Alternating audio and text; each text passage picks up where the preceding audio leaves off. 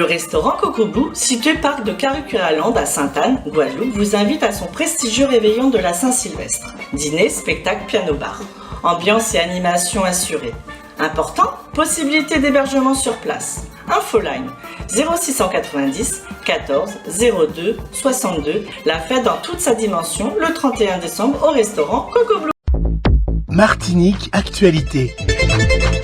Dans le cadre de ces actions de reconnaissance et de valorisation de nos artistes martiniquais, l'association Carrefour Bar-El-Copette décernera à l'artiste Fernand Marlu, celui qui a toujours défendu avec sa flûte en bambou les valeurs de notre musique traditionnelle et patrimoniale, le trophée Bar-El-Copette. Ce sera le jeudi 21 décembre au cours de dîner culturel à partir de 19h au Centre international de séjour Étangs Abricots.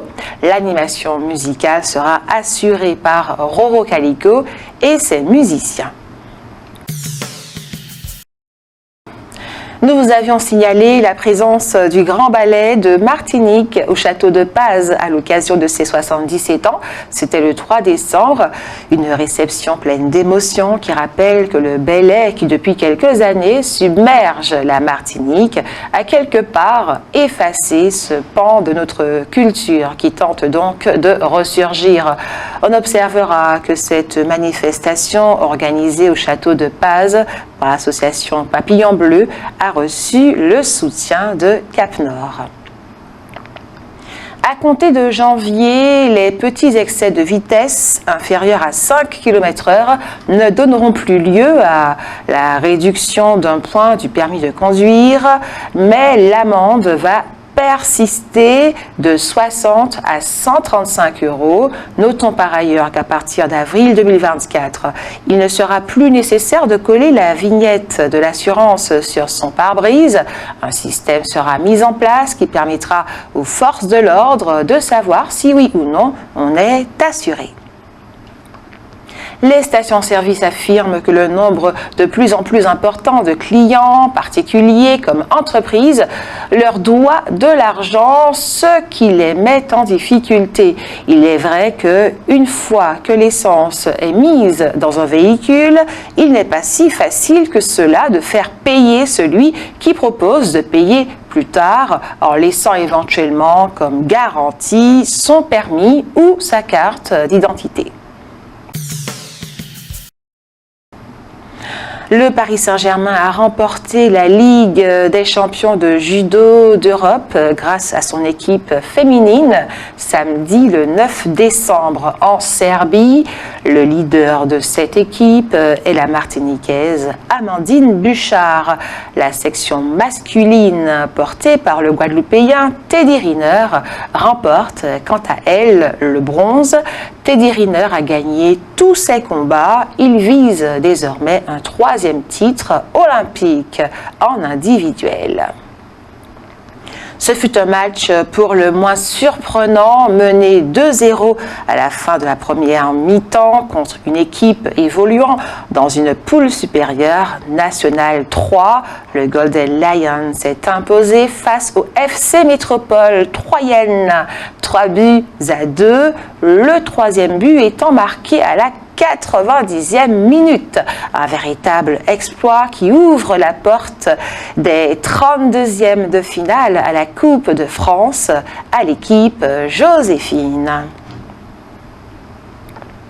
Les professionnels du tourisme sont contents. La saison touristique sera très bonne, encore plus que ne l'ont été les années 2019 et 2022 qui pourtant avaient déjà été bonnes. Les effets de la Transat Jacques Vabre ont été encore plus positifs que prévu.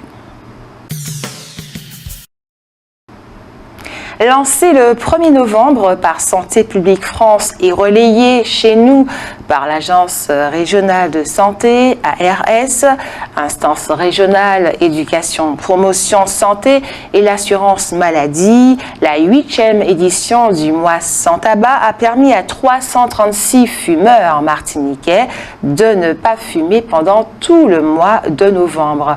Reste à savoir combien parmi eux continueront à s'abstenir. s'abstenir. Il serait bien entendu intéressant de connaître ce chiffre. Une fois de plus, le Moto Angels Team s'est mobilisé pour le Téléthon. Une centaine de motards, souvent sur de grosses cylindrées, ont parcouru la Martinique du nord au sud. Ils ont traversé 18 communes.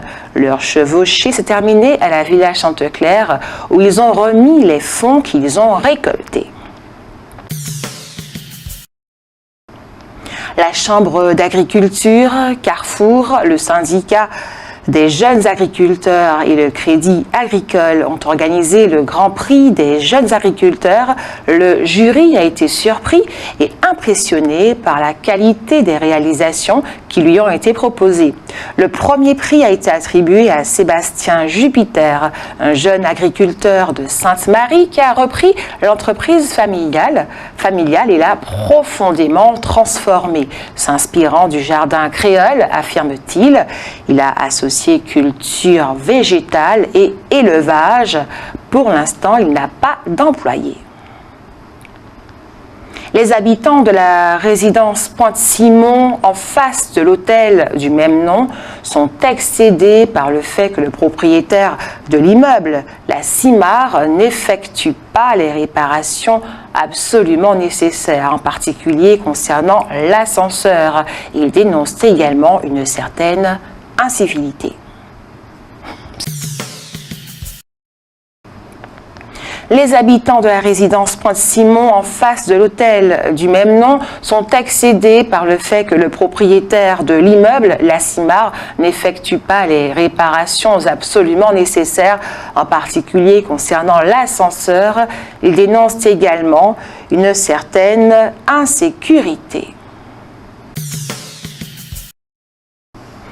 Les corps des personnes emprisonnées dans l'avion qui se trouvait à 45 mètres au fond de la mer après l'accident de Terre de Haut en Guadeloupe ont tous été récupérés jeudi dernier, le 7 décembre, dans la soirée.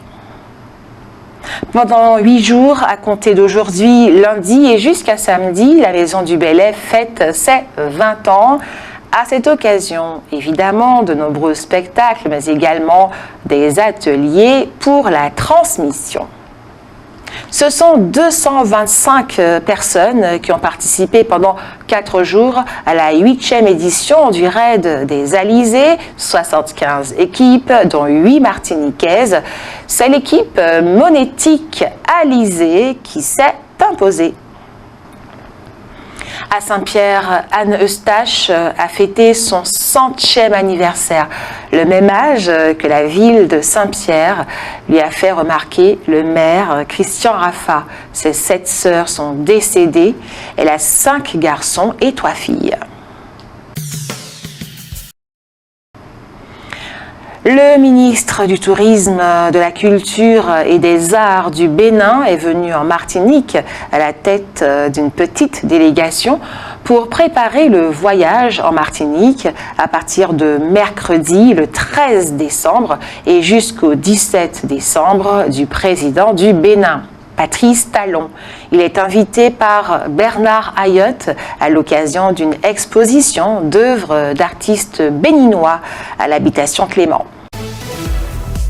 ONews Radio, toute l'actualité nationale et des Outre-mer.